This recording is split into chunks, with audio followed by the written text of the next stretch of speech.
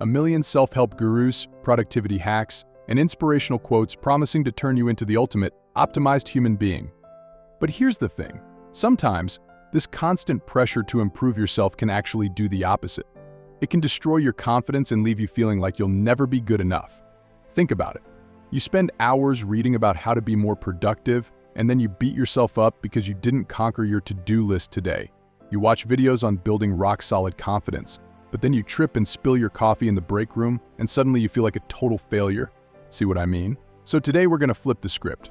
We're going to talk about how self-improvement can backfire, and more importantly, we're going to talk about how to fix it and use self-improvement to actually boost your confidence. So ditch the self-loathing and grab a notebook, because this is about to get good. This is the most iconic scene from the movie Fight Club. I felt sorry for guys packed into gyms, trying to look like how Calvin Klein and Tommy Hilfiger said they should. That what a man looks like? Self-improvement is masturbation. Now self-destruction. Alright, so how exactly does self-improvement turn into self-destruction? Well, picture this: you're scrolling through YouTube, right? You stumble upon a Better Ideas video, maybe it's one of mine on conquering procrastination. You get all fired up, inspired to finally tackle that mountain of tasks. You write down a killer to-do list, feeling like a productivity superhero. But then, life happens. The dog needs a walk, the internet rabbit hole swallows you whole for an hour, and suddenly it's 5 p.m. and you haven't even dented your list. Bam! Instant confidence crusher. You start comparing yourself to that super productive CEO you saw on another channel, and the self-doubt creeps in. Maybe I'm just lazy, you think. There's something wrong with me. That, my friends, is the self-improvement trap. We set these unrealistic expectations, then beat ourselves up when we inevitably fall short. It's like trying to run a marathon after training on the treadmill for 5 minutes. You're setting yourself up for failure. The problem is, we internalize these unrealistic portrayals.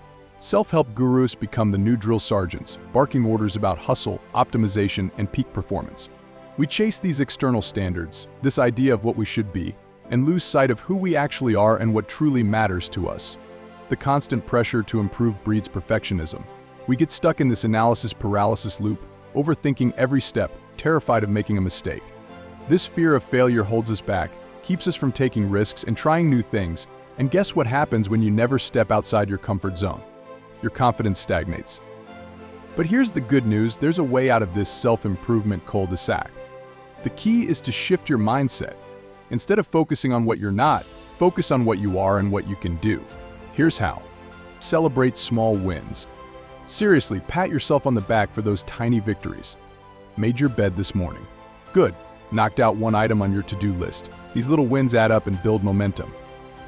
Focus on progress, not perfection. Self-improvement is a journey, not a destination. There will be bumps in the road, setbacks, and days when you just don't feel like it. That's okay. The important thing is to keep moving forward, even if it's one baby step at a time. Practice self-compassion. Treat yourself with the same kindness and understanding you'd show a friend. We all mess up, that's human. Learn from your mistakes, dust yourself off, and get back on track. Remember, self-improvement should be about becoming the best version of you, not some idealized version you saw online. It's about progress, not perfection. So, ditch the self-loathing, celebrate your wins, and focus on the journey. That's how you use self-improvement to build unshakable confidence, not destroy it.